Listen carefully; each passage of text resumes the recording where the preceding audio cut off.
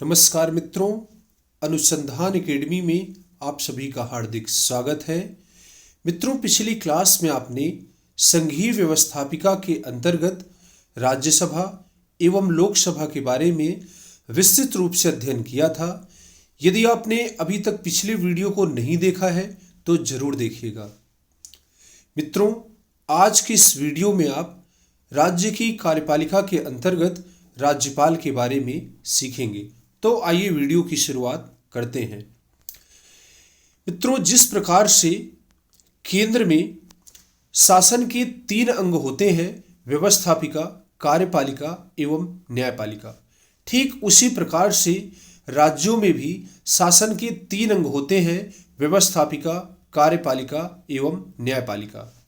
पिछले वीडियो में आपने भारतीय संविधान के भाग 5 के अंतर्गत केंद्र की व्यवस्थापिका, कार्यपालिका एवं न्यायपालिका के बारे में विस्तृत रूप से अध्ययन किया था। आज के इस वीडियो में आप भारतीय संविधान की भाग 6 के अंतर्गत राज्य की व्यवस्थापिका, कार्यपालिका एवं न्यायपालिका के बारे में सीखेंगे। मित्रों, भारतीय संविधान के भाग 5 को केंद्र का संविधान कहा जाता है क्योंकि भाग 5 में केंद्र के शासन से संबंधित सभी महत्वपूर्ण बातों का उल्लेख किया गया है। भारतीय संविधान की भाग 6 को राज्यों का संविधान कहा जाता है क्योंकि इसमें राज्य सरकारों से संबंधित प्रावधान किए गए हैं। तो राज्य की शासन व्यवस्था के अंतर्गत शासन के 3 अंग हैं, व्यवस्थापिका, कार्यपालिका एवं न्यायपालिका। इस वीडियो के माध्यम से आप कार्यपालिका का अध्ययन करेंगे। भारतीय संविधान का भाग 6 राज्य सरकारों से संबंधित है। भारतीय संविधान के अनुच्छेद 152 से लेकर के अनुच्छेद 237 तक राज्य सरकार से संबंधित प्रावधान किए गए हैं जो सभी राज्यों के लिए हैं। इसलिए भारतीय संविधान की भाग 6 को राज्यों का संविधान कहा जाता है क्योंकि यहाँ पर राज्यों से संबंधित प्रावधान ही किए गए हैं। इसके बाद अगली महत्वपूर्ण बात है, भारतीय संविधान के भाग 8 में अनुच्छेद 239 से लेकर के अनुच्छेद 242 तक संघ शासित प्रदेशों यानी केंद्र शासित प्रदेशों के बारे में इसका प्रावधान किया गया है। इसलिए भारतीय संविधान के भाग 8 को हम केंद्र शासित प्रदेशों का संविधान भी कह सकते हैं। भाग 7 में क्यों नहीं रखा गया? 6 के बाद 7 आता है और 8 बाद में आता है। तो पहले वीडियो में आप बताए थे कि भारतीय संविधान के भाग 7 को निरसित कर दिया गया है, हटा दिया गया है। इस प्रकार से 6वें भाग में राज्य के संविधान से संबंधित व्यवस्थाएं की गई हैं और भारतीय संविधान के भाग 8 में केंद्र शासित प्रदेशों से संबंधित प्रावधान किए गए हैं। आपको जान लेना चाहिए कि वर्तमान समय में भारत में 28 राज्य एवं 8 केंद्र शासित प्रदेश हैं। तो इस वीडियो के माध्यम से आप राज्यों का संविधान पढ़ रहे हैं। केंद्र के संविधान के बारे में भारतीय संविधान के भाग 8 के अंतर्गत आप अध्ययन करेंगे। समय मिलेगा तो भारतीय संविधान के 8वें भाग को पढ़ाएंगे क्योंकि बहुत ज़्यादा जरूरी नहीं है। आप चाहें तो इसको खुद से आप पढ़ सकते हैं। संविधान के भाग 6 को कुल 6 अध्यायों में बांटा गया है। कितने भागों में? 6 अध्यायों में बांटा गया है। यहाँ पर आप देख रहे हैं भारतीय संविधान का भाग 5 अनुच्छेद 152 से लेकर के 237 तक। अध्याय 1 में साधारण बातें कही गई हैं अनुच्छेद 152 के अंतर्गत। अनुच्छेद 152 में राज्य शब्द को परिभाषित किया गया है। इसके बाद अध्याय 2 में कार्यपालिका से संबंधित प्रावधान है और कार्यपालिका से संबंधित प्रावधान अनुच्छेद 153 से लेकर के अनुच्छेद 167 तक किए गए हैं। अध्याय 3 में अनुच्छेद 168 से लेकर के अनुच्छेद 212 तक राज्यों के राज्यों के विधानमंडल से संबंधित प्रावधान किए गए हैं। इसके बाद अध्याय 4 में राज्यपाल की विधायी शक्तियों का उल्लेख किया गया है और यहाँ पर अनुच्छेद 213 बहुत ही महत्वपूर्ण है, क्योंकि अनुच्छेद 213 के तहत राज्यपाल को कानून बनाने की शक्ति प्रदान की गई है। जब विधानमंडल का अधिवेशन चल नहीं रहा होता है और यह महसूस होता है कि तुरंत कानून बनाने की आवश्यकता है, तो अनुच्छेद 213 के तहत राज्यपाल अध्यादेश जारी करते हैं। इसके बाद अध्याय 5 आता है। अध्याय 5 में अनुच्छेद 214 से लेकर के अनुच्छेद 232 तक राज्यों के उच्च न्यायालय से संबंधित प्रावधान किए गए हैं। इसके बाद भारतीय संविधान के भाग 6 में अनुच्छेद 233 से लेकर के अनुच्छेद 232 तक अधीनस्थ न्यायालय से संबंधित प्रावधान किए गए हैं। यहाँ पर अनुच्छेद 233 से लेकर के अनुच्छेद 232 तक। तो एक महत्वपूर्ण बात है, ये सभी अनुच्छेद आपको याद नहीं करना है, लेकिन इनको समझना सिस्टमैटिक तरीके से पढ़ना जरूरी है, ताकि ये चीज़ें आपको अच्छे प्रकार से समझ में आ जाए। तो जो महत्वपूर्ण अनुच्छेद हैं उनको आपको याद करना है। पूरा वीडियो देखेंगे तो हम बीच बीच में बताते रहेंगे। अब यहाँ पर शासन के 3 अंग हैं। जिस प्रकार से केंद्र का संविधान आपने पढ़ा था, वहाँ पर शासन के 3 अंग देखे थे, ऐसे ही यहाँ पर भी 3 अंग हैं: व्यवस्थापिका, कार्यपालिका एवं न्यायपालिका। व्यवस्थापिका यानी विधानमंडल। विधानमंडल में विधानसभा एवं विधान परिषद दोनों आते हैं।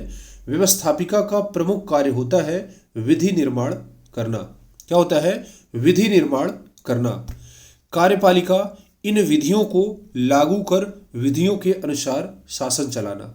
तो कानूनों का निर्माण करती है व्यवस्थापिका और इन कानूनों को समाज में लागू करने का कार्य करती है कार्यपालिका। इसके बाद विधियों में विवाद उत्पन्न होने पर समाधान प्रस्तुत करना तथा न्याय प्रदान करने का कार्य न्यायपालिका के द्वारा किया जाता है। तो व्यवस्थापिका कानून बनाएगी, व्यवस्थापिका क्या करेगी? कानून बनाएगी, कार्यपालिका उनको लागू करेगी और न्यायपालिका जो कानून का उल्लंघन करेगा उसको दंड प्रदान करने का कार्य करती है। इसके बाद कार्यपालिका सामान्य परिचय। केंद्र के समान राज्यों में भी संसदात्मक शासन व्यवस्था को अपनाया गया है। हमने पहले ही बताया था कि संसदात्मक शासन व्यवस्था ब्रिटेन के संविधान से ली गई है और केंद्र में इसको फॉलो किया गया है। ठीक उसी प्रकार से राज्यों में भी संसदात्मक शासन व्यवस्था अपनाई गई है। संसदात्मक शासन व्यवस्था में 2 प्रकार की कार्यपालिका होती है। यहां पर आप देख रहे हैं राज्यों में संसदात्मक शासन व्यवस्था 2 प्रकार की यानी दोहरी कार्यपालिका होती है। एक होती है नाम मात्र की कार्यपालिका, इसे संवैधानिक कार्यपालिका भी कहते हैं और इसको औपचारिक कार्यपालिका भी कहते हैं। इसका उदाहरण है राज्य का जो राज्यपाल है वो नाम मात्र की कार्यपालिका प्रधान होता है, संवैधानिक प्रधान होता है और इसे कार्यपालिका का औपचारिक प्रधान भी कहा जाता है। दूसरी तरफ वास्तविक कार्यपालिका है जिसे आप व्यवहारिक कार्यपालिका भी कहते हैं। इसमें मुख्यमंत्री एवं उसका मंत्रिपरिषद शामिल होता है। यहाँ पर संवैधानिक कार्यपालिका इसको क्यों कहते हैं? क्योंकि संविधान द्वारा शक्तियां तो इसको प्रदान की गई हैं राज्यपाल को, लेकिन इन शक्तियों का व्यवहारिक रूप से उपयोग कौन करता है? मुख्यमंत्री एवं उसका मंत्रिपरिषद। इसी तरह से नाम मात्र की कार्यपालिका इसको क्यों कहते हैं? क्योंकि जैसे एक कहते हैं, कहावत है कि नाम तेरा और काम मेरा। तो मुख्यमंत्री द्वारा जो भी कार्य संपादित किए जाते हैं सभी राज्यपाल के नाम पर होते हैं, किंतु उनकी वास्तविक शक्तियों का प्रयोग मुख्यमंत्री के द्वारा ही किया जाता है। इस प्रकार से हम कह सकते हैं राज्य द्वारा, संविधान द्वारा राज्यपाल को शक्तियां प्रदान की गई हैं, किंतु इन शक्तियों का वास्तविक रूप से प्रयोग मुख्यमंत्री एवं उसके मंत्रिपरिषद द्वारा किया जाता है। राज्य की कार्यपालिका। संविधान का भाग 6 राज्य सरकार से संबंधित है। भाग 6 के अध्याय 2 में कार्यपालिका के संबंध में प्रावधान किए गए हैं। किसके संबंध में? कार्यपालिका के संबंध में प्रावधान किए गए हैं। तो यहाँ पर आप सीरियल में देख रहे हैं कि अगर अध्यायों का अध्ययन किया जाए, यहाँ पर भाग 6 के जो अध्याय है इसमें पहले कार्यपालिका है, फिर व्यवस्थापिका है और इसके बाद न्यायपालिका आता है। तो पहले हम इसमें कार्यपालिका का अध्ययन करेंगे। राज्य की कार्यपालिका। अब राज्य की कार्यपालिका के अंतर्गत आपको क्या क्या पढ़ना है, यहाँ पर आप देखेंगे। राज्य की कार्यपालिका भाग 6 अनुच्छेद 152 से लेकर के 237 तक इसमें प्रावधान किए गए हैं। इसमें आपको पढ़ना है राज्यपाल, मुख्यमंत्री, मंत्रिपरिषद एवं महाधिवक्ता। क्या क्या पढ़ना है? राज्यपाल पढ़ेंगे, मुख्यमंत्री पढ़ेंगे, मंत्रिपरिषद पढ़ेंगे और महाधिवक्ता के बारे में आप पढ़ेंगे। यहाँ पर एक आपको सुधार करना है। राज्य की जो कार्यपालिका है उससे संबंधित प्रावधान 153 से लेकर के 167 तक किए गए हैं। तो यहाँ पर आप थोड़ा सा सुधार करिएगा। 152 लिखा है, यहाँ पर 153 से लेकर के 167 तक आप इसको कर लीजिएगा, क्योंकि यहाँ पर सिर्फ कार्यपालिका की हम बात करेंगे।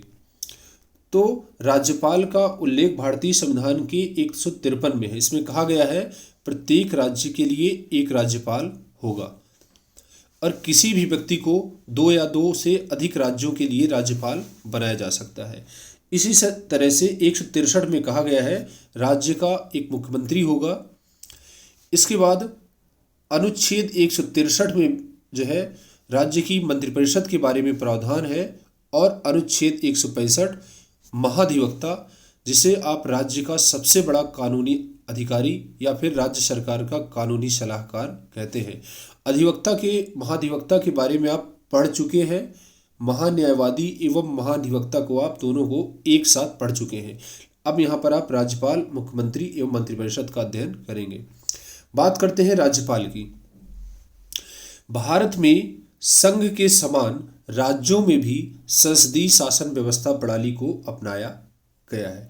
अब संसदीय शासन व्यवस्था क्या है, इसको केंद्र सरकार के संविधान पढ़ाते वक्त हमने विधिवत रूप से बताया था, और यदि आप उस वीडियो को पढ़ेंगे तो संसदीय शासन व्यवस्था को आप अच्छी प्रकार से समझ पाएंगे। केंद्र की जिस प्रकार से केंद्र की व्यवस्था है, लगभग राज्य की व्यवस्था भी केंद्र की व्यवस्था से मेल खाती है। तो अगर आप राष्ट्रपति एवं राज्यपाल का तुलनात्मक अध्ययन करें, इसी तरह से वहाँ की केंद्र की संसद एवं राज्यों की विधानमंडल का तुलनात्मक रूप से अध्ययन करें, महान्यायवादी एवं महाधिवक्ता का तुलनात्मक अध्ययन करें, तो आप टॉपिक को अच्छे प्रकार से समझेंगे और आपको याद भी होगा। अपनाया गया है राज्यपाल राज्य का प्रथम नागरिक है। वह राज्य की कार्यपालिका का संवैधानिक प्रमुख होता है। राज्य के सभी कार्य उसके नाम पर ही संपादित किए जाते हैं। लेकिन जब आप केंद्र का संविधान पढ़े थे तो आपने पढ़ा था कि केंद्र में संसदात्मक शासन व्यवस्था की स्थापना की गई है, और यहाँ पर क्या है, राष्ट्रपति राज्य का प्रमुख नागरिक होता है। वह केंद्र की व्यवस्थापिका का संवैधानिक प्रमुख होता है और केंद्र के सभी कार्य उसी के नाम से ही संपादित किए जाते हैं। इस प्रकार से जिस प्रकार से केंद्र में राष्ट्रपति की स्थिति है, ठीक उसी प्रकार से राज्यों में राज्यपाल की भी स्थिति है। अब राज्यपाल से संबंधित कुछ महत्वपूर्ण अनुच्छेद देखते हैं। यहाँ पर एक तरफ अनुच्छेद है और दूसरी तरफ अनुच्छेद से संबंधित विषय वस्तु दी गई है। अनुच्छेद 153 में कहा गया है प्रत्येक राज्य के लिए एक राज्यपाल होगा। एक व्यक्ति 2 या 2 से अधिक राज्यों के लिए राज्यपाल बनाया जा सकता है, अनुच्छेद 153 में कहा गया है। इसके बाद अनुच्छेद 154 में कहा गया है राज्य की कार्यपालिका शक्ति राज्यपाल में निहित होगी, जिसका प्रयोग वह स्वयं या अधीनस्थ पदाधिकारियों द्वारा करेगा। इसके बाद अनुच्छेद 155 में राज्यपाल की नियुक्ति भारत के राष्ट्रपति द्वारा केंद्रीय मंत्रिपरिषद की सलाह पर की जाती है। इसके बाद अनुच्छेद 156 में राज्यपाल का कार्यकाल। राज्यपाल राष्ट्रपति के प्रसाद पर्यंत अपना पद धारण करता है।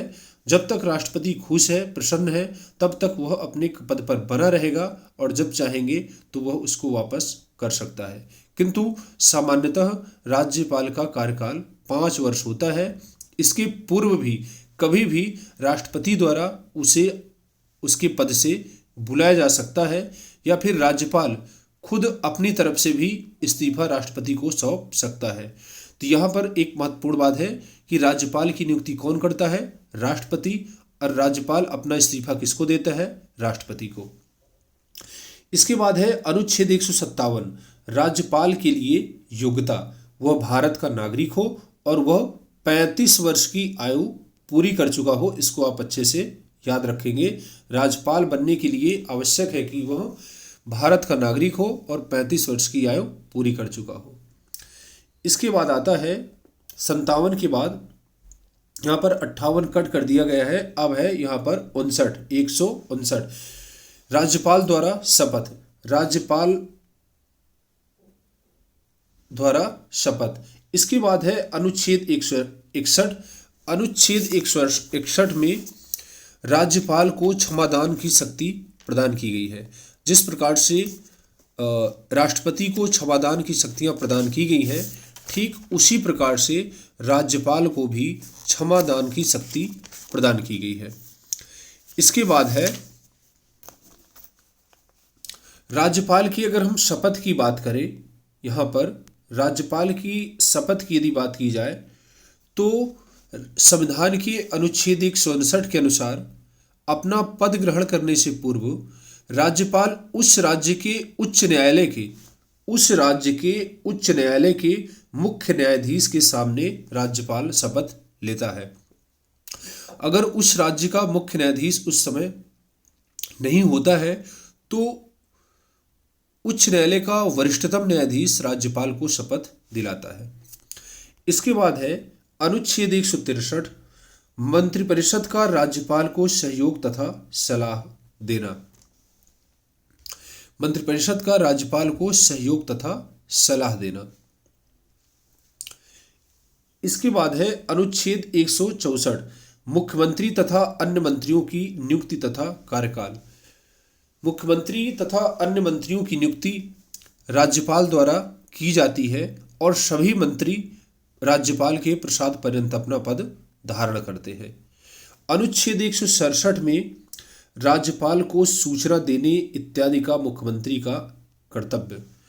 मुख्यमंत्री का कर्तव्य है कि ऐसी सूचनाओं से, मंत्रिपरिषद के कार्यों से संबंधित ऐसी सूचनाओं से राज्यपाल को समय समय पर अवगत कराते रहे जो सूचना राज्यपाल द्वारा मांगी जाए।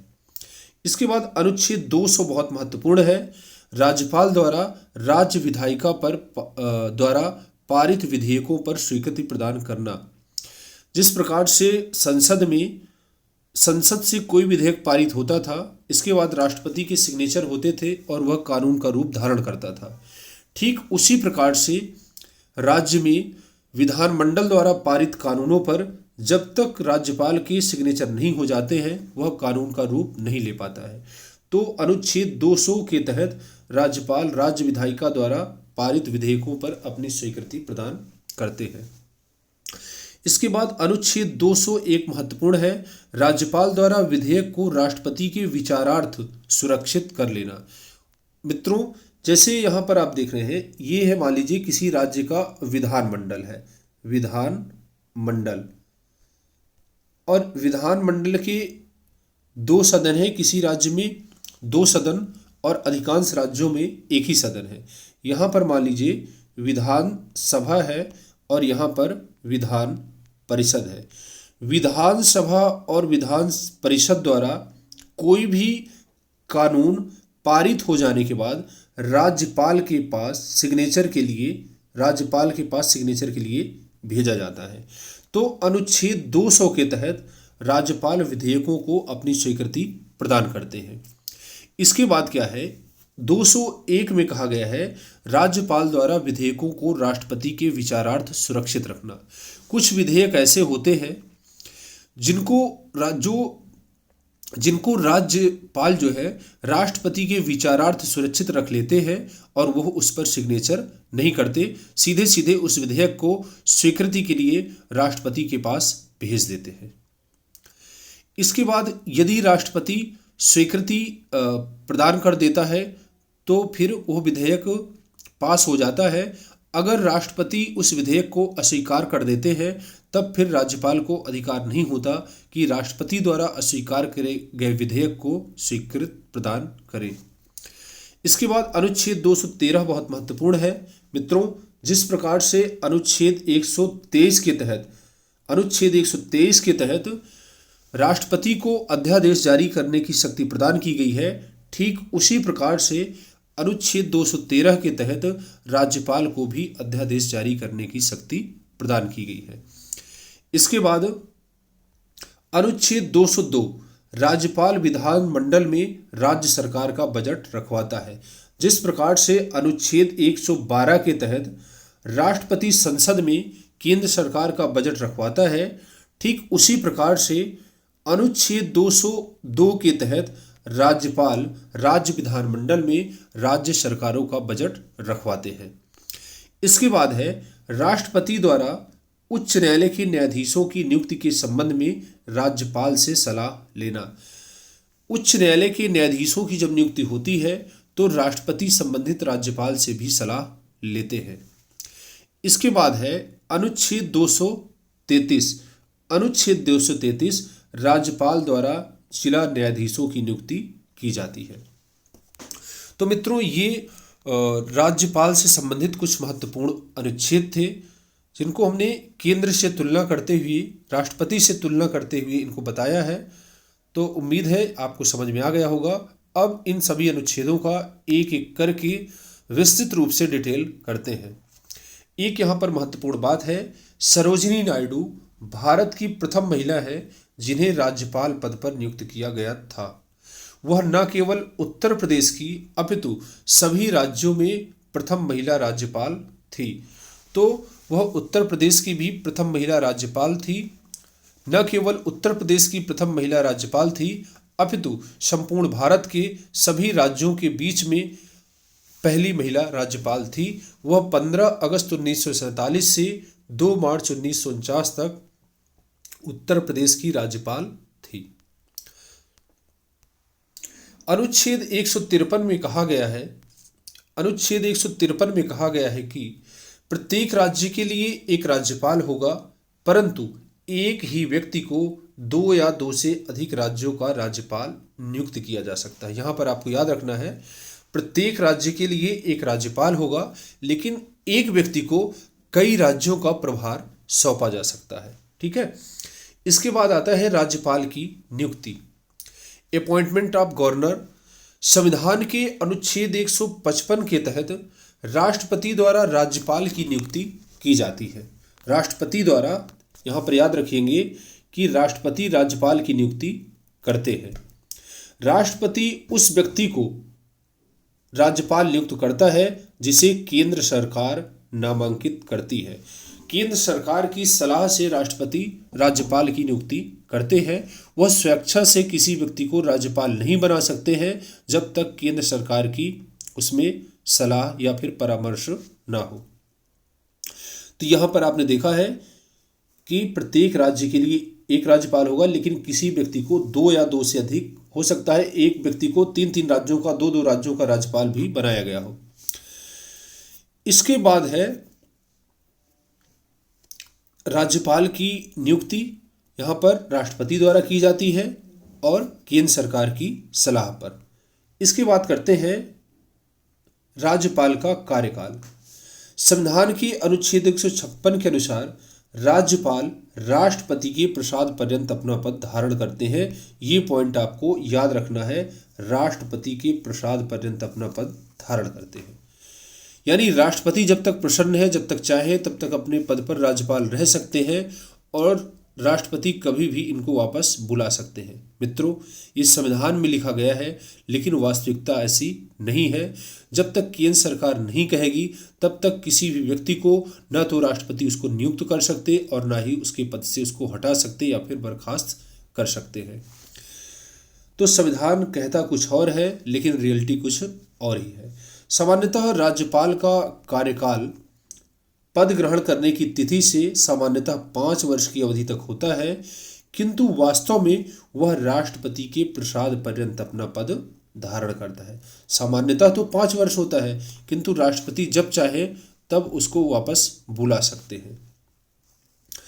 किंतु इस अवधि के पूर्व वह राष्ट्रपति को अपना त्यागपत्र देकर पद मुक्त हो सकता है।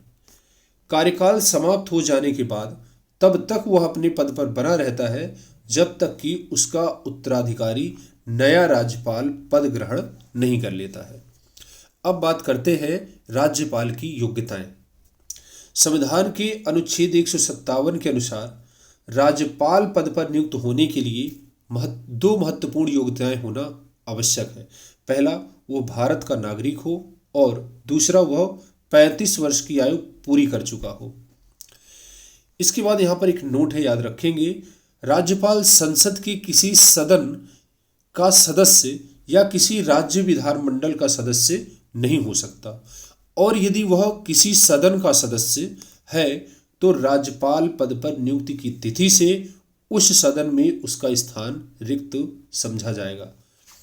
यहाँ पर आप इसको ऐसे समझेंगे, मान लीजिए कोई विधायक है, वो या विधानसभा का हो या फिर विधान परिषद का सदस्य हो, और मान लीजिए उसको राज्यपाल पद पर नियुक्त कर दिया जाता है, तो उस तिथि से उस सदन से उसका पद खाली माना जाता है जिस दिन उसको राज्यपाल पद पर नियुक्त कर दिया जाता है। इसके बाद आता है वह लाभ का पद धारण न करता हो। लाभ के पद के बारे में बहुत बातचीत हो चुकी है। राष्ट्रपति के बारे में जब पढ़ा रहे थे तो बताए थे कौन कौन से ऐसे पद हैं, जैसे केंद्र के मंत्री, राज्यों के मंत्री, राज्यों के राज्यपाल, ये सब लाभ के पद नहीं माने जा सकते हैं। इसके बाद है राज्यपाल के वेतन एवं भत्ते। राज्यपाल के वेतन भत्तों का निर्धारण कौन करती है? संसद विधि द्वारा राज्यपाल के वेतन भत्तों का निर्धारण करती है। याद रखिएगा, यहाँ पर विधानसभा या फिर विधानमंडल मत कर दीजिएगा, अच्छे से आपको याद रखना है। राज्यपाल के वेतन भत्तों का निर्धारण कौन करती है? केंद्र सरकार। वर्तमान समय में 2018 के बाद राज्यपाल का वेतन 3.5 लाख रुपए प्रति माह है। 3,50,000 रुपए प्रति माह राज्यपाल को वेतन दे होता है। उसकी पदावधि के दौरान उसके वेतन भत्तों में किसी प्रकार की कोई कटौती नहीं की जा सकती है। इसके बाद राज्यपाल के वेतन भत्ते राज्य की संचित निधि से दिए जाते हैं। राज्य की संचित निधि, आप ध्यान रखेंगे, वेतन का निर्धारण तो केंद्र सरकार करती है, किंतु वेतन राज्य की संचित निधि से दिया जाता है, न कि केंद्र की संचित निधि से। यही महत्वपूर्ण प्रश्न है जो प्रतियोगी परीक्षाओं में पूछ लिए जाते हैं। तो पीडीएफ तो ऐसे आपको भेजी ही जा रही है, किंतु यदि आप वीडियो देखते हैं तो चीज़ों को आप अच्छे से समझ पाएंगे, क्योंकि किताबों में तो बहुत कुछ लिखा हुआ है, सारी चीज़ें लिखी हुई है, और वो बातें, वो पॉइंट्स आपके दिमाग में कैसे जाएं, इसके लिए आपको वीडियो देखना चाहिए। वीडियो देखने के लिए आपको कई बार बताया है कि आप प्रिंट निकाल लीजिए, एक मार्कर रखिए, और वीडियो को अगर आपके पास टाइम नहीं है तो उसकी स्पीड बढ़ा दीजिए, लेकिन और देखते जाइए और मार्कर से उसको अंडरलाइन करते जाइए। तो पहली बार आप कोई वीडियो पढ़ेंगे तो आपको आधे घंटे 1 घंटे लगेगा। इसके बाद आपके पास PDF नोट होगा और वहाँ पर आप 5 मिनट में आप रिविजन कर पाएंगे। इसके बाद जब कोई व्यक्ति 2 या 2 से अधिक राज्यों का राज्यपाल नियुक्त किया जाता है, तब उसे दिए जाने वाला वेतन भत्ता उन राज्यों के बीच ऐसे अनुपात में आवंटित किया जाता है जो राष्ट्रपति द्वारा अवधारित किया जाए या फिर निर्धारित किया जाए। मान लीजिए कोई व्यक्ति है 2 राज्यों का या 3 राज्यों का राज्यपाल है, तो उसको वेतन कैसे दिया जाएगा, इसका निर्धारण राष्ट्रपति करेंगे और उसी के आधार पर वेतन का आवंटन किया जाएगा। इसके बाद आता है राज्यपाल द्वारा शपथ या प्रतिज्ञान। संविधान के अनुच्छेद 159 के अनुसार वह अपना पद ग्रहण करने से पूर्व संबंधित राज्य के उच्च न्यायालय के मुख्य न्यायाधीश या फिर उसकी अनुपस्थिति में वरिष्ठतम न्यायाधीश के समक्ष शपथ लेता है। यहाँ पर याद रखेंगे कि वह उस राज्य के मुख्य न्यायालय के उस राज्य के उच्च न्यायालय के मुख्य न्यायाधीश, अगर वो नहीं है तो उस समय जो वरिष्ठतम न्यायाधीश होगा या ज्येष्ठतम न्यायाधीश होगा उसके समक्ष राज्यपाल को शपथ लेनी होती है।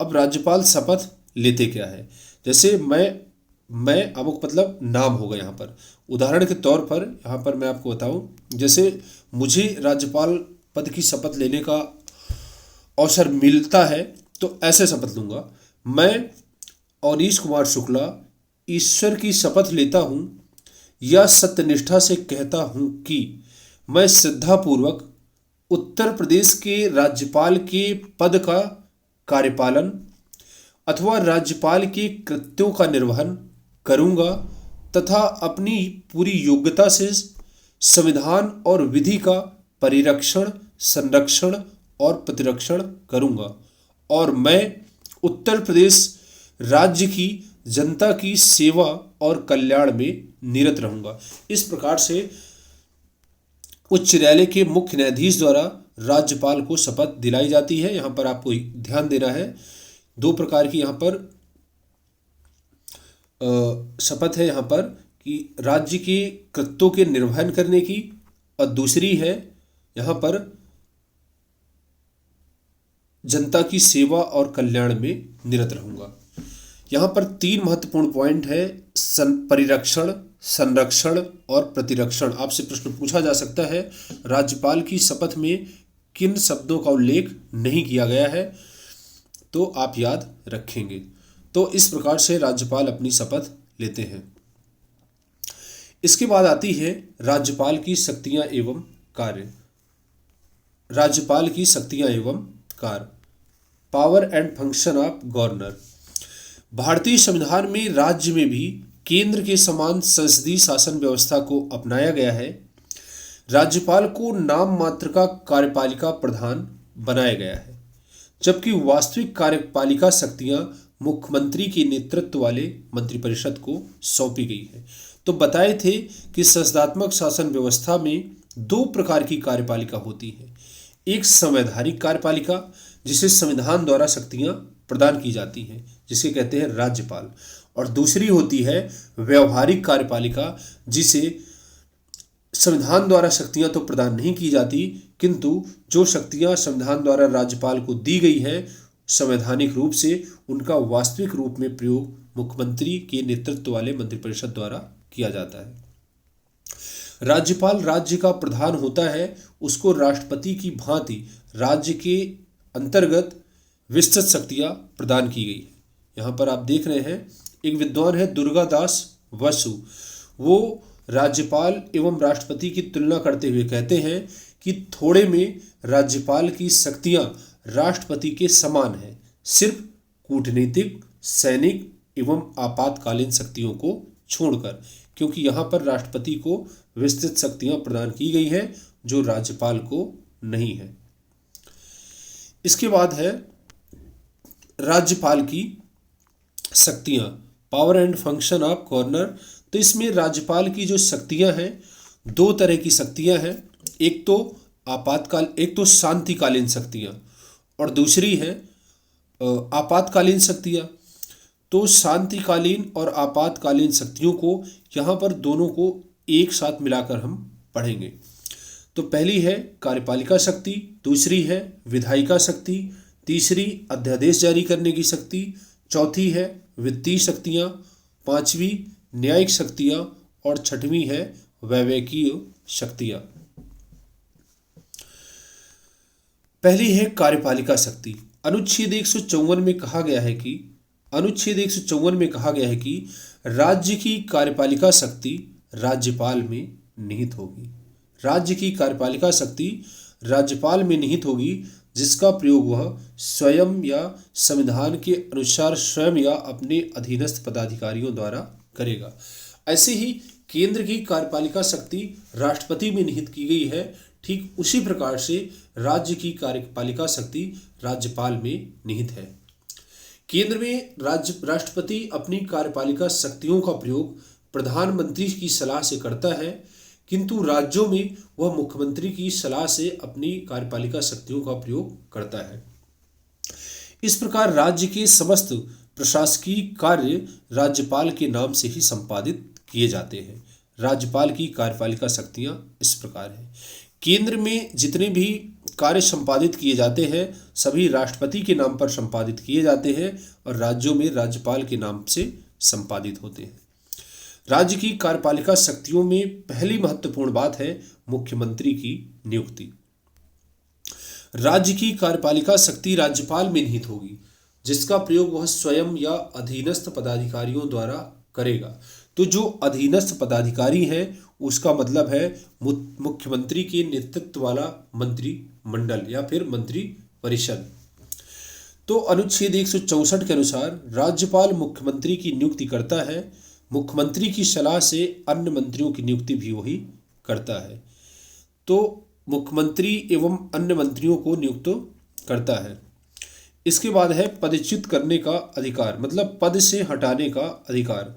राज्यपाल राज्य का प्रत्येक मंत्री राज्यपाल के प्रसाद पर्यंत अपना पद धारण करता है, यानी राज्यपाल जब तक चाहेंगे तब तक कोई मंत्री अपने पद पर बना रहेगा और जब राज्यपाल नहीं चाहेंगे, उसको हटाना चाहेंगे तो उसको हटा भी सकते हैं।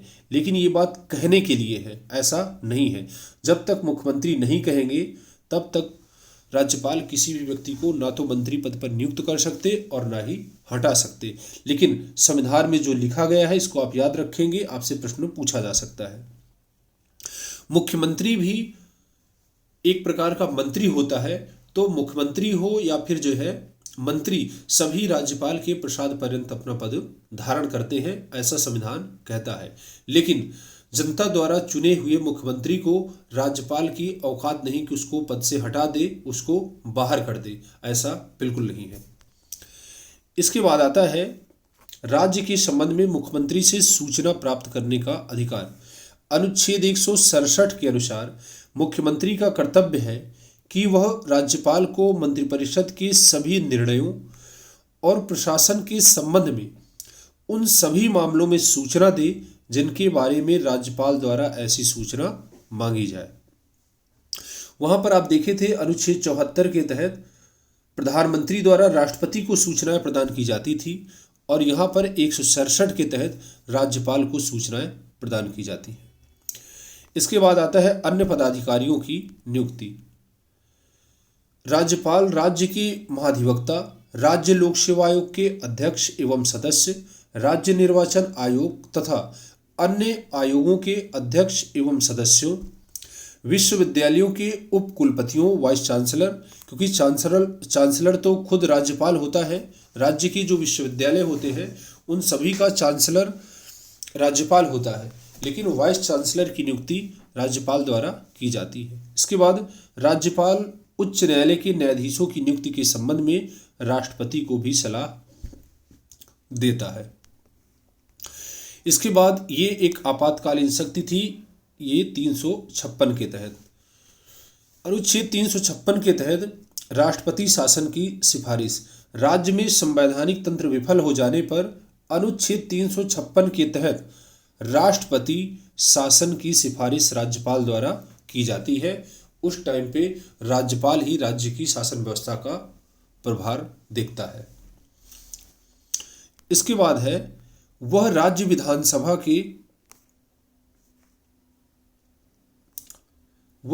विधान परिषद के कुल सदस्यों के 1/6 भाग को नामित कर सकता है।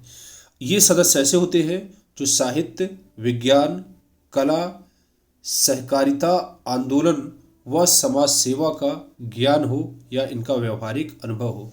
आप जानते हैं कि केंद्र में राष्ट्रपति भी राज्यसभा में 12 सदस्यों को मनोनीत करते हैं, किंतु यहाँ पर राज्य विधान परिषद के 1/6 भाग को राज्यपाल द्वारा मनोनीत किया जाता है।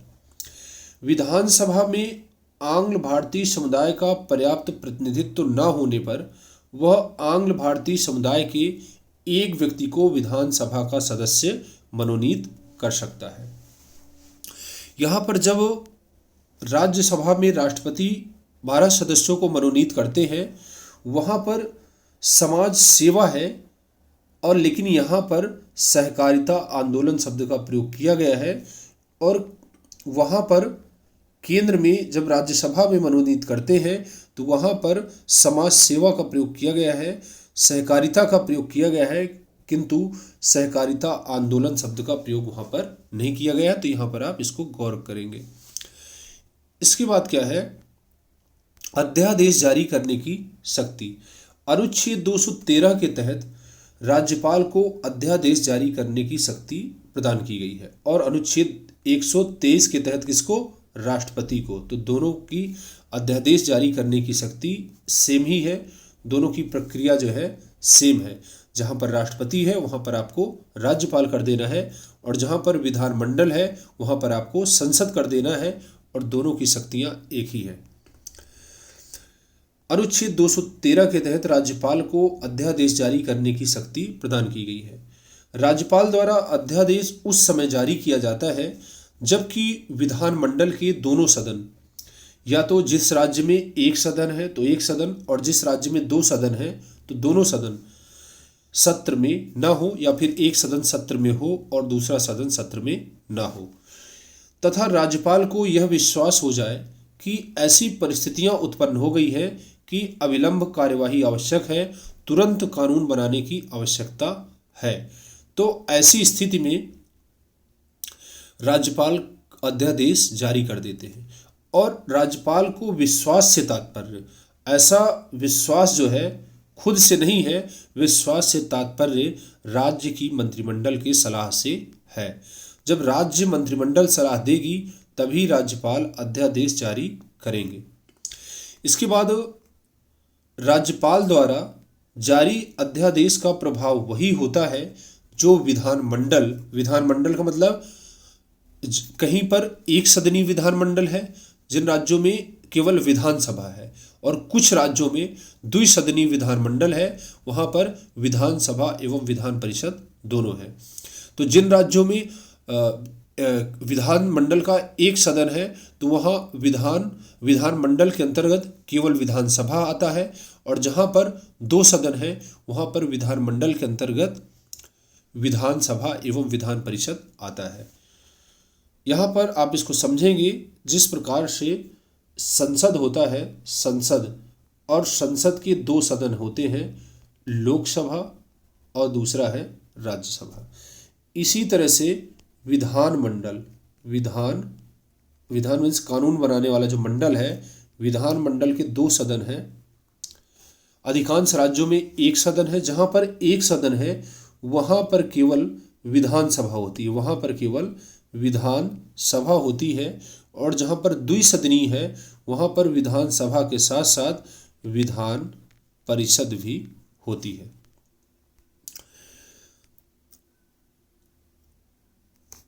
राज्यपाल द्वारा जारी अध्यादेश का प्रभाव वही होता है जो विधानमंडल द्वारा बनाए गए कानूनों का होता है। अध्यादेश विधानमंडल के प्रत्येक सदन, जहां द्विसदनी विधानमंडल है, के समक्ष अनुमोदन के लिए रखा जाता है। यदि विधानमंडल, विधानसभा इसलिए लिखा हुआ है, किन्हीं किन्हीं राज्यों में विधानमंडल से तात्पर्य केवल विधानसभा से है। यदि विधानमंडल की पुनः समवेतन होने से 6 सप्ताह के अंदर इसका अनुमोदन नहीं कर दिया जाता तो अध्यादेश समाप्त हो जाता है। जैसे क्या है, विधानसभा की बैठक नहीं होती तब अध्यादेश जारी किया जाता है, और जैसे ही विधानसभा की बैठक शुरू होती है, विधानसभा की बैठक शुरू होती है, उस डेट से 6 सप्ताह जोड़ लिया जाता है। कितना? 6 सप्ताह जोड़ लिया जाता है। और अगर 6 सप्ताह के अंदर जो है अध्यादेश पास नहीं हो जाता तब फिर वो कानून नहीं रह जाता है। मान लीजिए कहीं पर दो सदन है, जब बैठक नहीं हो रही होती है तब अध्यादेश जारी किया जाता है, और जैसे ही बैठक शुरू होती है तो 6 सप्ताह का समय होता है। अगर 6 सप्ताह के अंदर विधानमंडल पास कर देता है तो कानून बन जाता है। तो उदाहरण के लिए मान लीजिए कि जो पहला सदन है उसकी बैठक पहले शुरू हो जाती है। मान लीजिए उदाहरण के लिए इसकी बैठक जो है 2 जुलाई को शुरू हो जाती है, 2 जुलाई को। तो 2 जुलाई से 6 सप्ताह जोड़ा जाएगा तो इसके समय जल्दी पूरा हो जाएगा। और इसकी जो बैठक है विधान परिषद की, उसकी बैठक 2 जुलाई से न होकर के 25 जुलाई से शुरू होती है। ठीक है, तो 25 जुलाई से शुरू होती है, तो इसके 6 सप्ताह बाद में आएंगे। तब ऐसी स्थिति में किस वाले के हम 6 सप्ताह जोड़े, तब क्या होता है कि जो दूसरे वाले सदन की जो बैठक होती है उसकी जो है डेट से 6 सप्ताह जोड़ा जाता है, ध्यान रखेंगे। इसके बाद है राज्यपाल किसी भी समय अध्यादेश को वापस ले सकता है। विधानमंडल द्वारा पारित हो जाने के बाद अध्यादेश अधिनियम बन जाता है, यानी जो बिल है, पहले उसको बिल कहते हैं जब प्रोसेस में होता है, और जैसे ही राज्यपाल के सिग्नेचर होते हैं तब वह एक्ट का रूप वह धारण कर लेता है। इसके बाद है विधानमंडल का एक सदन सत्र में हो और एक सदन सत्र में ना हो तो भी अध्यादेश जारी किया जा सकता है, क्योंकि जिन राज्यों में द्विसदनीय विधानमंडल है वहां अकेले एक सदन विधि निर्माण हेतु सक्षम नहीं होता, दोनों सदन मिलकर के ही कानून बनाते हैं। इसके बाद है राज्य में राष्ट्रपति शासन लागू हो जाने पर केंद्र सरकार के प्रतिनिधि के रूप में वह शासन भी चलाता है। जब राज्यों में संवैधानिक तंत्र विफल हो जाता है तो राज्यपाल ही केंद्र सरकार के प्रतिनिधि के रूप में उस राज्य की शासन व्यवस्था का संचालन करता है। अब बात करते हैं राज्यपाल की विधायी शक्तियां, यानी कानून निर्माण से संबंधित शक्तियां। राज्यपाल विधानमंडल का अभिन्न अंग है। अनुच्छेद 168 में कहा गया है कि प्रत्येक राज्य के लिए एक विधानमंडल होगा जो राज्यपाल तथा कुछ राज्यों में 2 सदनों तथा अन्य राज्यों में 1 सदन से मिलकर के बनेगा। जिन राज्यों में विधानमंडल के 2 सदन होंगे वहां एक का नाम विधानसभा, एक का नाम विधान परिषद और दूसरे का नाम विधानसभा होगा। यहाँ पर आप देख रहे हैं। तो इस प्रकार से जिस प्रकार से केंद्र में राष्ट्रपति संसद का अभिन्न अंग होता है, उसी प्रकार राज्य में भी राज्यपाल संसद का अभिन्न अंग होता है। जिस प्रकार से केंद्र में संसद के 3 अंग होते हैं, राष्ट्रपति, राज्यसभा एवं लोकसभा, ठीक उसी प्रकार से राज्यों में भी विधानमंडल के 3 अंग, कुछ राज्यों में 3 अंग और कुछ राज्यों में 2 अंग हैं। जिन राज्यों में विधानमंडल के 2 सदन हैं, विधानसभा एवं विधान परिषद, तो वहां पर राज्यपाल को मिला करके विधानमंडल के 3 अंग हो गए। अगर हम उत्तर प्रदेश की बात करें तो यहाँ पर विधानमंडल के 3 अंग हैं, और ऐसे राज्य जहां पर विधान परिषद नहीं है वहां पर विधानमंडल के 2 अंग होते हैं, राज्यपाल और उस राज्य की विधानसभा। इस प्रकार कुछ राज्यों में विधानमंडल के 3 अंग तथा अन्य राज्यों में 2 अंग हैं।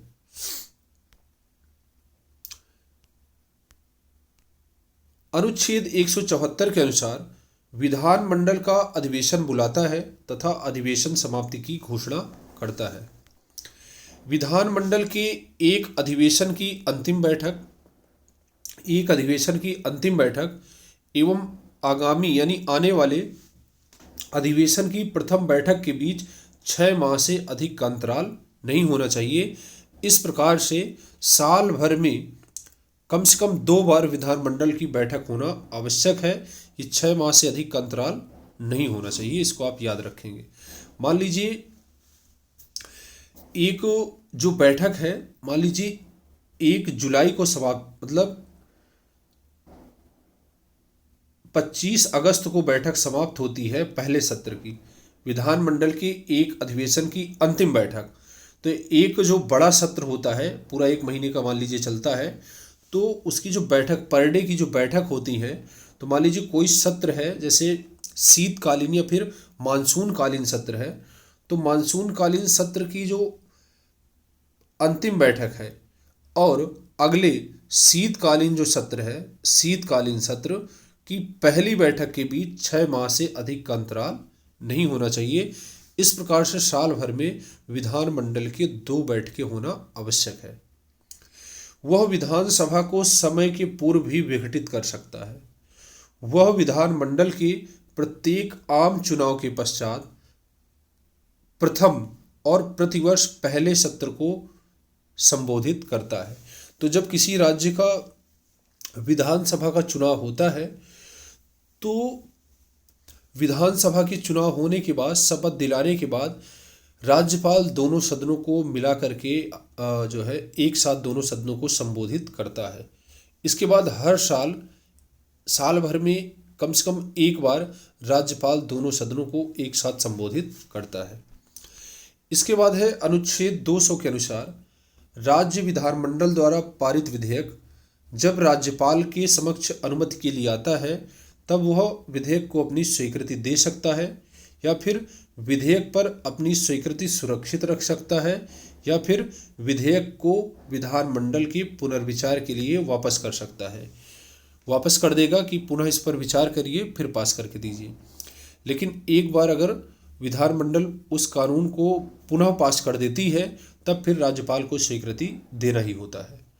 लेकिन वह धन विधेयक को वापस नहीं कर सकता है, पहली बार में ही उसको सिग्नेचर करना होता है। इसके बाद यदि विधानमंडल विधेयक को संशोधन सहित या संशोधन रहित पुनः पारित करती है तो राज्यपाल विधेयक पर स्वीकृति देने के लिए वे बाध्य होते हैं। अनुच्छेद 201 के अनुसार राज्यपाल राज्य विधानमंडल द्वारा पारित विधेयकों को राष्ट्रपति के विचारार्थ सुरक्षित रख सकता है।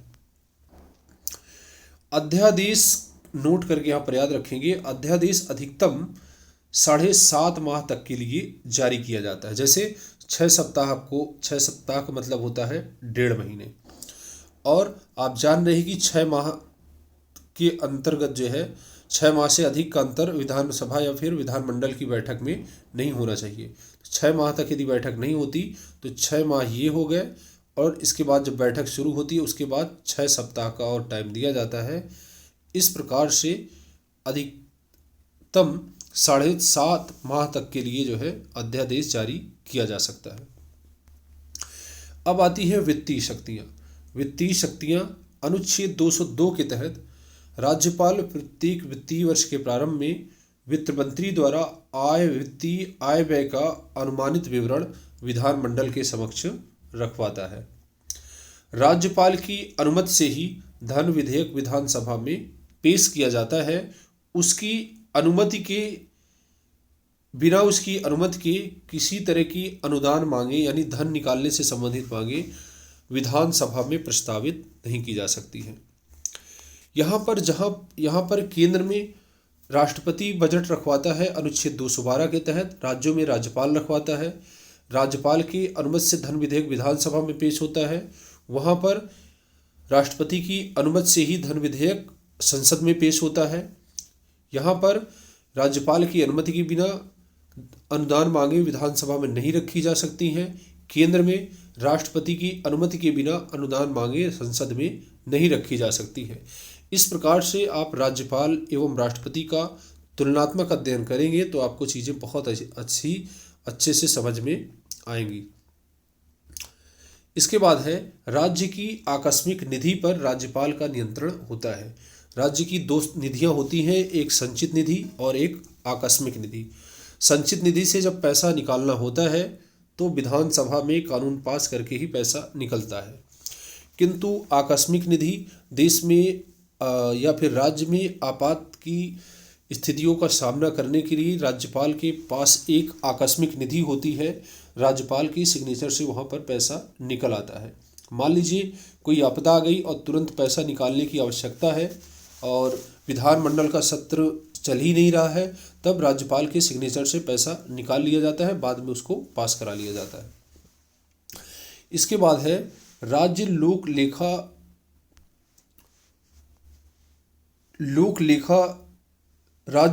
राज्यपाल लोक सेवा आयोग का वार्षिक प्रतिवेदन और राज्य की आय व्यय के संबंध में महालेखा परीक्षक का प्रतिवेदन प्राप्त करता है।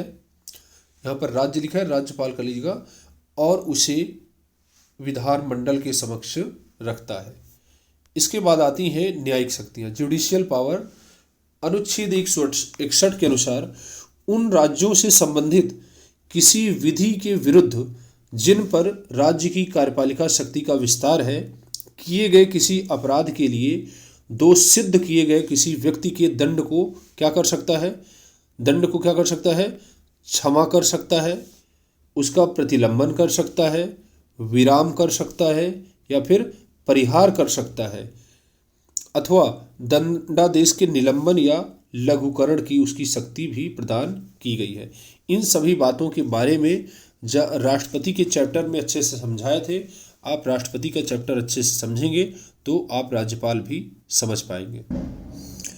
इसके बाद राज्यपाल को, यहाँ पर नोट है, राज्यपाल को मृत्युदंड को क्षमा करने का अधिकार नहीं है, जबकि राष्ट्रपति को मृत्युदंड को भी क्षमा करने का अधिकार दिया गया है। और ना ही सेना न्यायालय द्वारा दिए गए किसी दंडादेश को क्षमा करने का अधिकार है, जबकि राष्ट्रपति को सेना न्यायालय द्वारा दिए गए दंडादेश को भी क्षमा करने का अधिकार है।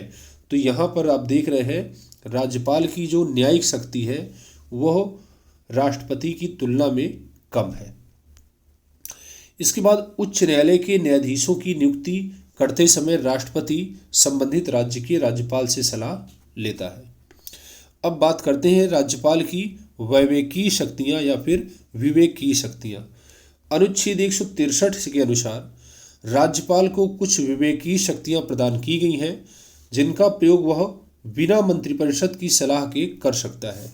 संविधान में उल्लिखित संविधान की विवेकीय शक्तियां निम्न हैं। संविधान की राज्यपाल की जो विवेकीय शक्तियां हैं वो दो प्रकार की हैं।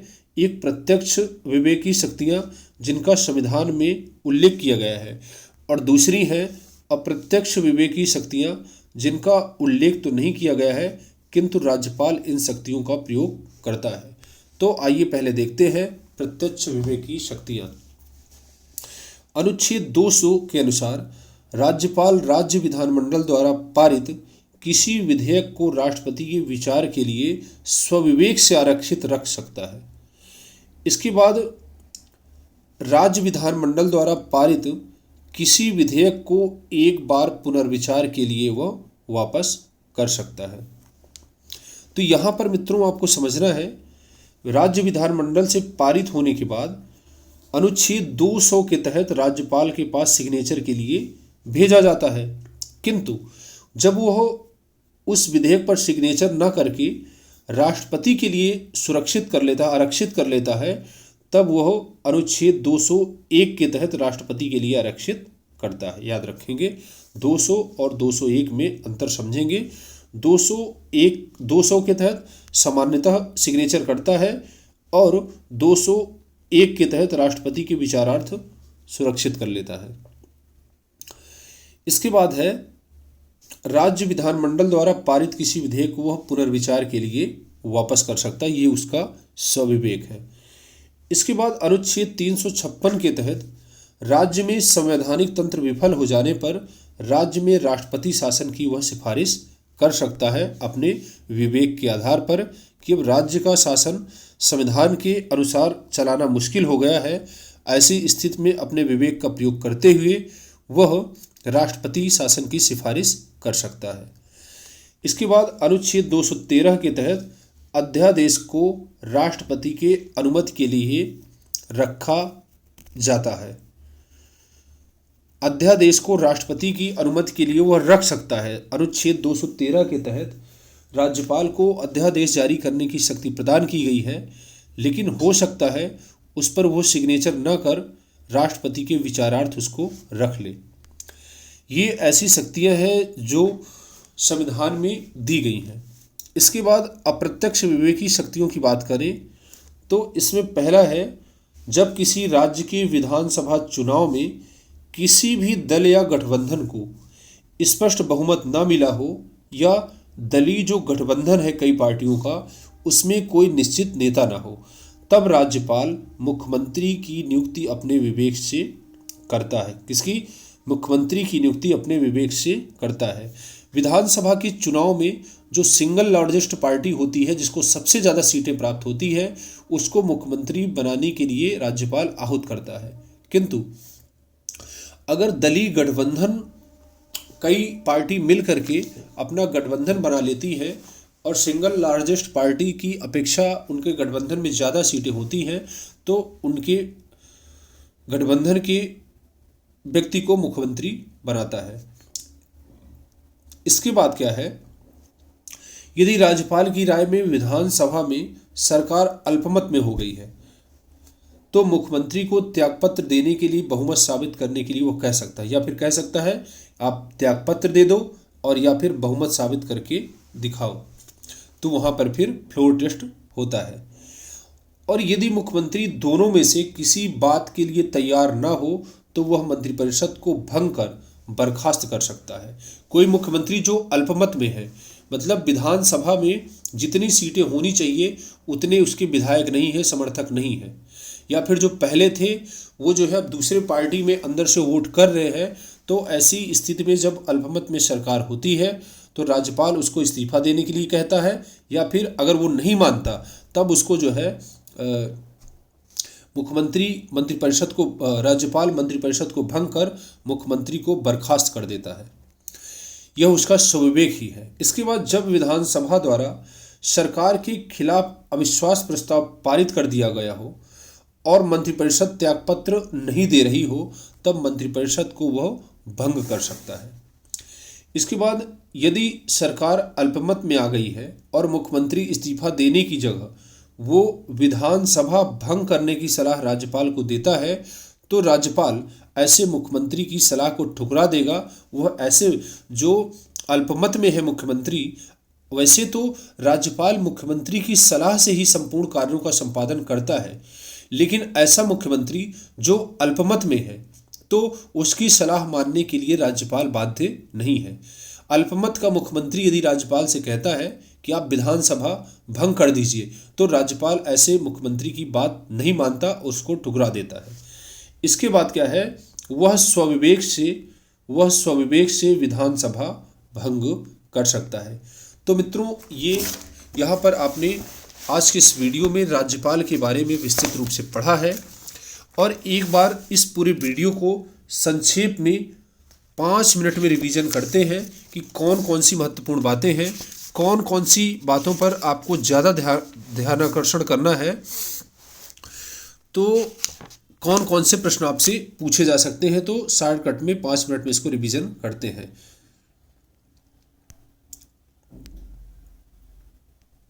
यहाँ पर आपने देखा है भारतीय संविधान का जो भाग 6 है राज्य सरकारों से संबंधित है, इसे राज्यों का संविधान भी कहा जाता है। अनुच्छेद 152 से 237 तक राज्यों के बारे में प्रावधान किए गए हैं। इसके बाद भारतीय संविधान के भाग 7 को निरसित कर दिया गया है और जो भारतीय संविधान का जो भाग 8 है वह केंद्र शासित प्रदेशों से संबंधित है। इसके बाद यहाँ पर भाग 5 हो गया है, इसको संशोधित कर लीजिएगा, भाग 6 है। इस प्रकार से यहाँ पर भारतीय संविधान के भाग 6 को कुल 6 अध्यायों में बांटा गया है। जिस प्रकार से केंद्र में शासन के 3 अंग होते हैं वैसे ही राज्य में भी शासन के 3 अंग होते हैं। जिस प्रकार से केंद्र में संसदात्मक शासन व्यवस्था है, दोहरी कार्यपालिका है, ठीक उसी प्रकार से राज्यों में भी दोहरी कार्यपालिका संसदात्मक शासन व्यवस्था है। केंद्र की कार्यपालिका के अंतर्गत आपने प्रधानमंत्री, उसकी मंत्रिपरिषद, महान्यायवादी के बारे में पढ़ा था, लेकिन आपको यहाँ पर राज्यपाल, मुख्यमंत्री, मंत्रिपरिषद और महाधिवक्ता के बारे में पढ़ना था। आज के इस वीडियो में आपने राज्यपाल को कंप्लीट किया है और महाधिवक्ता को आप पहले ही पढ़ चुके हैं। अब 2 ही बचता है।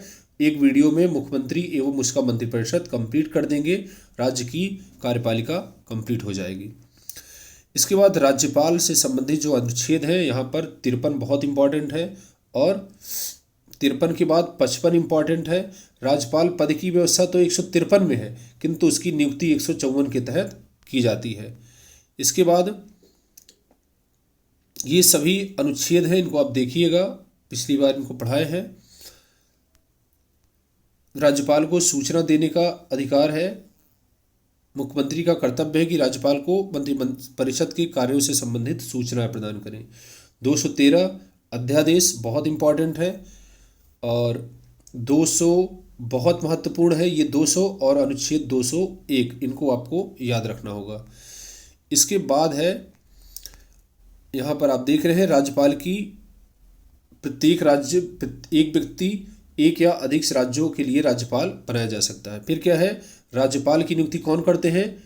राष्ट्रपति करते हैं केंद्रीय मंत्रिपरिषद की सलाह पर।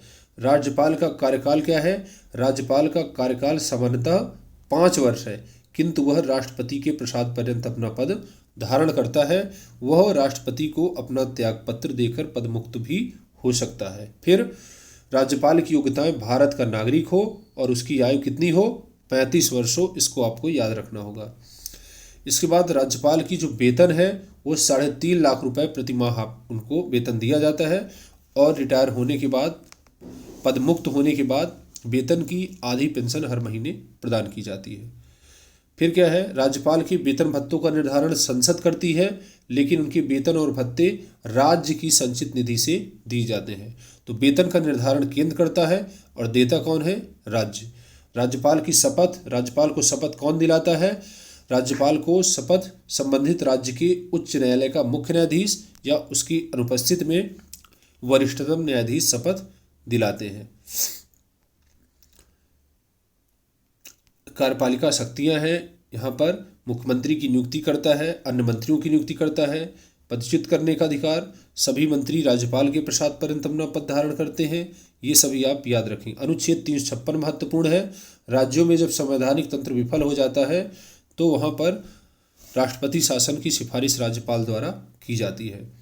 विधान परिषद में कितने भाग को मनोनीत करता है? 1/6 भाग को राज्यपाल द्वारा मनोनीत किया जाता है। और विधानसभा में एक आंग्ल भारतीय सदस्य की नियुक्ति की जाती है। लेकिन अब जो है आंग्ल भारतीय सदस्यों के मनोनयन की व्यवस्था को समाप्त कर दिया गया है। अभी बताए थे केंद्र में राष्ट्रपति द्वारा 2 व्यक्तियों को नियुक्त किया जाता था और राज्यों में एक व्यक्ति को राज्यपाल द्वारा नियुक्त किया जा सकता था, किंतु अब इस आंग्ल भारतीय समुदाय वाली व्यवस्था को निरसित कर दिया गया है, समाप्त कर दिया गया है अनुच्छेद वर्ष 2020 में। इसके बाद क्या है, अध्यादेश 213 के तहत अध्यादेश जारी करने की शक्ति प्रदान की गई है। और विधानमंडल की बैठक शुरू होने के कितने दिनों के अंदर अध्यादेश पास हो जाता है तो कानून रहता है, अगर नहीं पास होता तो फेल हो जाता है। 6 सप्ताह का समय दिया जाता है। इस प्रकार से अध्यादेश अधिकतम 7.5 माह तक जारी रह सकता है। विवेकी शक्तियाँ, यहाँ पर विधायी शक्तियाँ हमने बताया है कि वह जो है विधानमंडल का अभिन्न अंग है। इसके बाद वित्तीय शक्तियों में 202 महत्वपूर्ण है। यहाँ पर राज्य सरकार का बजट रखवाता है। केंद्र की अगर बात करें तो 212 के तहत जो है राष्ट्रपति बजट रखवाते हैं। इसके बाद क्या है, आकस्मिक निधि पर राज्यपाल का नियंत्रण है। केंद्र में क्या है, राष्ट्रपति का नियंत्रण होता है।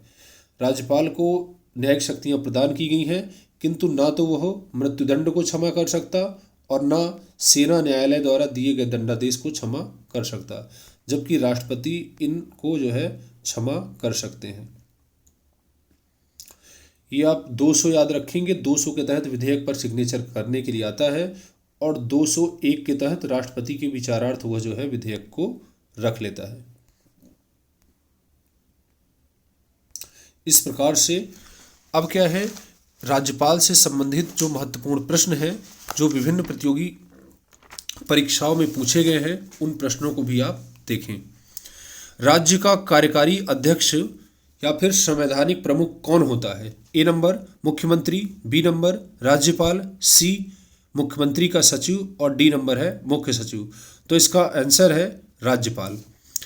इसी तरह से अगर पूछे केंद्र सरकार का कार्यकारी अध्यक्ष या संवैधानिक प्रधान कौन होता है, तो इसका आंसर है राष्ट्रपति। इसके बाद निम्न में से कौन राज्यपाल की नियुक्ति करता है? केंद्रीय मंत्रिमंडल, उच्चतम न्यायालय के मुख्य न्यायाधीश, लोकसभा के अध्यक्ष और भारत के राष्ट्रपति। तो इसका आंसर है भारत के राष्ट्रपति। इसके बाद किसी राज्य का राज्यपाल नियुक्त किया जाता है किसके द्वारा? राष्ट्रपति के द्वारा। इसके बाद है किसी राज्य में राज्यपाल की नियुक्ति किस अनुच्छेद के तहत की जाती है? 153 के तहत, 54 के तहत, 55 के तहत और अनुच्छेद 156 के तहत। तो इसका आंसर है अनुच्छेद 155 के तहत। लेकिन यदि आपसे प्रश्न पूछे कि किस अनुच्छेद के तहत राज्यपाल पद की व्यवस्था की गई है, तो इसका आंसर है अनुच्छेद 153। इसके बाद है राज्यपाल से संबंधित कुछ महत्वपूर्ण बातें हैं, इनमें से आप बताएंगे कौन सी बात सही है। पहला, उसे जन्म से भारत का नागरिक होना चाहिए, जन्म से, याद रखिएगा। दूसरा है उसकी आयु 35 वर्ष से कम ना हो। फिर वह लोकसभा का सदस्य बनने की योग्यता रखता हो। फिर वह एक से अधिक राज्यों का राज्यपाल हो सकता है। तो यहाँ पर दो बातें महत्वपूर्ण हैं, उसकी आयु कम 35 वर्ष होनी चाहिए और वह 2 या 2 से अधिक राज्यों का राज्यपाल नियुक्त हो सकता है। राज्यपाल के लिए योग्यताओं का उल्लेख किस अनुच्छेद में है, तो इसका आंसर है 157 में। राज्यपाल को शपथ कौन दिलवाते हैं, तो उच्चतम न्यायालय का, उस राज्य के उच्चतम न्यायालय का मुख्य न्यायाधीश। इसके बाद है राज्यपाल किसके प्रति उत्तरदायी है, तो इसका आंसर है राष्ट्रपति के प्रति। राज्यपाल राष्ट्रपति के प्रति उत्तरदायी रहते हैं।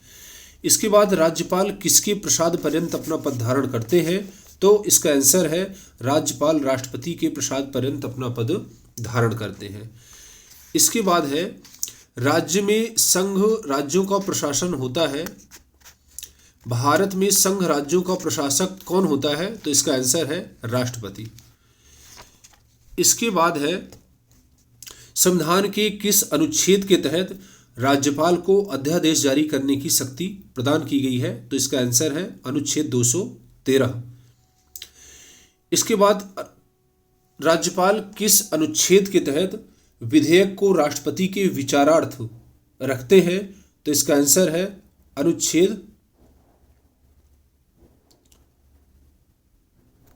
201 के तहत।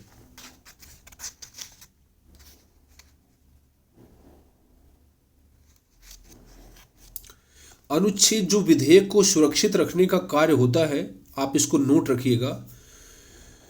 हो सकता है हमने कुछ अलग बता दिया हो, तो विधेयक को जो सुरक्षित रखने का कार्य है वो 201 के तहत राष्ट्रपति के पास सिग्नेचर के लिए भेजा जाता है, किंतु विधेयक को जो राष्ट्रपति के लिए आरक्षित करने का कार्य है वो अनुच्छेद 200 के तहत ही किया जाता है। इसके बाद तो ये राज्यपाल से संबंधित महत्वपूर्ण बातें हैं और मुझे उम्मीद है ये सारी चीज़ें आपको अच्छे से समझ में आ गई होंगी। अनेक व्यस्तताओं के कारण क्लास आपकी कंटिन्यू नहीं हो पा रही थी, लेकिन अब आपको हर दूसरे दिन एक वीडियो आपको ज़रूर मिलेगा, क्योंकि असिस्टेंट प्रोफेसर भर्ती परीक्षा के लिए समय काफ़ी आपको मिला था और परीक्षा अभी तो होने की उम्मीद नहीं है। मुझे लग रहा है कि अभी नया आयोग का गठन हो रहा है, अध्यक्ष का कार्यकाल ख़त्म हो रहा है और फॉर्म रीओपन होने की संभावना है। इन सब चीज़ों को देखते हुए किसी प्रकार से अभी आपकी परीक्षा के लिए उम्मीदें नहीं बन रही हैं।